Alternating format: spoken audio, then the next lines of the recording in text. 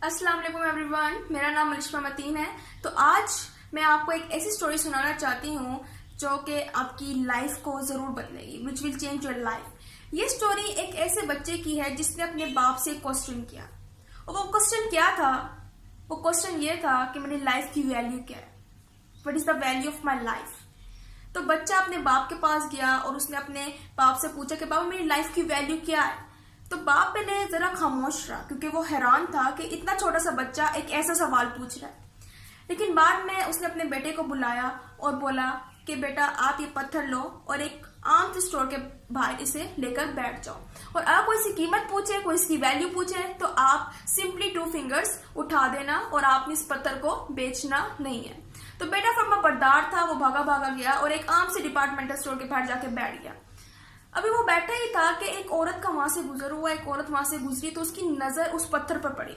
बहुत कीमती पत्थर लगा उसको, बहुत खूबसूरत पत्थर लगा। उसने सोचा कि मैं इस पत्थर को अपने गार्डन में रखूंगी तो ये कितना अच्छा लगेगा।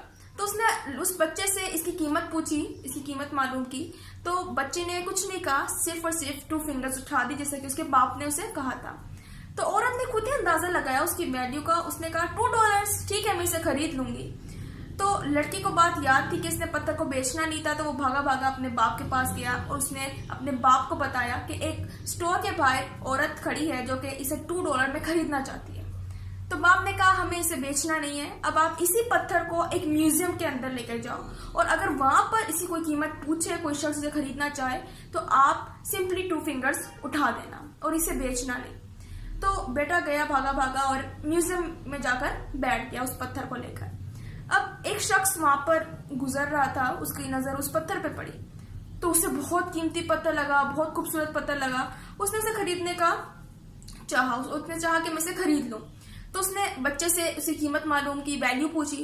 तो बच्चे ने कुछ नहीं कहा, सिर्फ और सिर्फ 2 फिंगर्स उठा दी। तो उस शख्स ने खुद ही उसके वैल्यू का अंदाजा लगाया और बोला $2000, $2000, ठीक है मैं इसे खरीद लूंगा। तो लड़का जो बच्चा था वो बहुत खुश हुआ क्योंकि $2000 कोई आम वैल्यू नहीं, कोई आम कीमत नहीं है। वो भागा भागा अपने बाप के पास गया, उसने अपने बाप को बताया कि म्यूजियम में एक शख्स इसे $2000 में, $2000 में खरीदना चाहता है। फिर बाप ने उसे कहा कि बेटा अब आप यही पत्थर एक जोहरी की दुकान के पास, प्रीशियस स्टोन मेटल की जो दुकान है उधर से लेकर बैठ जाओ, और अगर वहां पर कोई शख्स या फिर जोहरी इसकी कीमत पूछे तो तब भी आपने कुछ नहीं बोलना, सिर्फ और सिर्फ 2 फिंगर्स उठा दिए। तो बच्चा भागा भागा गया और उस जोड़ी की दुकान के बाहर जाके बैठ गया। थोड़ी देर बाद जोड़ी की नजर उस पत्थर पर पड़ी तो जोड़ी ने उसे बड़े गौर से देखना शुरू किया। तो उसने उस बच्चे से पूछा कि क्या मैं इसको जरा उठाकर इसको ऑब्जर्व कर सकता हूँ, उसका मुआयना कर सकता हूँ। तो फिर उसने उसको उठा के जब उसको ऑब्जर्व किया हर एंगल से तो वो हैरान रह गया। उसने उस बच्चे से पूछा कि बेटा ये तुम्हारे पास कहाँ से आया? तो बच्चे ने कहा ये मेरे बाप के पास थे, मेरे पापा का है। तो उसने जोरी ने बोला कि तुम्हें पता है ये कितना नायाब पत्थर है, ये बहुत नायाब पत्थर है, इस तरह के सिर्फ 2 पत्थर इस दुनिया में मौजूद है। फिर उसने कहा कि मुझे इस पत्थर को खरीदना है, बताओ कितनी कीमत है इसकी। तो बच्चे ने कुछ नहीं कहा, सिर्फ 2 फिंगर्स उठा दी। तो जोरी ने खुद ही उसकी वैल्यू को अंदाजा लगाया। उसने कहा $200,000, $200,000, ठीक है मैं इसे खरीद लूंगा। लेकिन फिर जोरी ने कहा कि अगर मैं इतने भी पैसे, मतलब मैं दुनिया जहां के खजाना की इसके बदले दे दूं तब भी इसकी कीमत कम पड़ जाएगी क्योंकि इतना नया पत्थर है। तो बच्चा बड़ा हैरान हुआ, बड़ा खुश हुआ। वो भागा भागा अपने बाप के पास गया और उसने बताया कि चोरी कह रहा है कि बहुत नायाब पत्थर है, उसकी कीमत वो $200,000 देने के लिए तैयार है। तो बाप ने कहा कि बेटा शायद अब आपको अपनी लाइफ की वैल्यू समझ आ गई होगी कि आपकी लाइफ की वैल्यू क्या है। ये मैटर नहीं करता है कि आप कब पैदा हुए हो, कहाँ पैदा हुए हो, आपका रंग गोरा है या काला है, आप गरीब हो या अमीर हो, ये वैल्यू नहीं करता।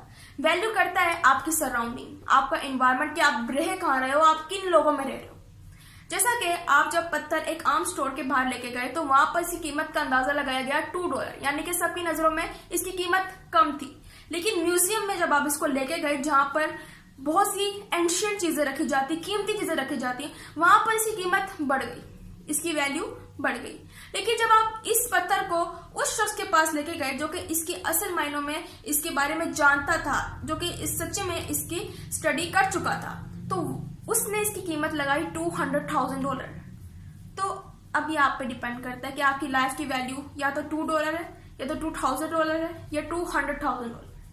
ये आप पे डिपेंड करता है, या तो आप अपने आप को उन लोगों में रखें जो आपकी वैल्यू को $2 कर दें, या तो आप अपने आप को उन लोगों में रखें जो आपकी वैल्यू को $2,000 कर दें, या फिर आप अपने आप को उन लोगों की सराउंडिंग्स में रखें जो कि आपकी वैल्यू को $200,000 या फिर इससे भी ज्यादा कर दें। तो लाइफ की वैल्यू ये है, ये आप पे डिपेंड करता है कि आप कैसी सराउंडिंग में रह रहे हैं।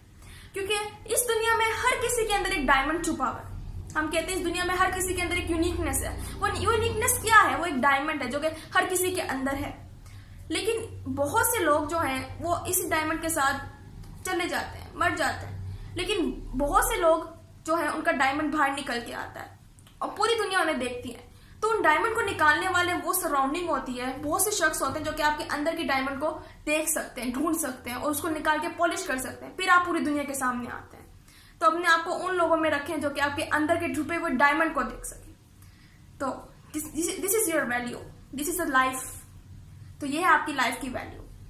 सो उम्मीद है आपको स्टोरी पसंद आई होगी। So good luck and Allah Hafiz.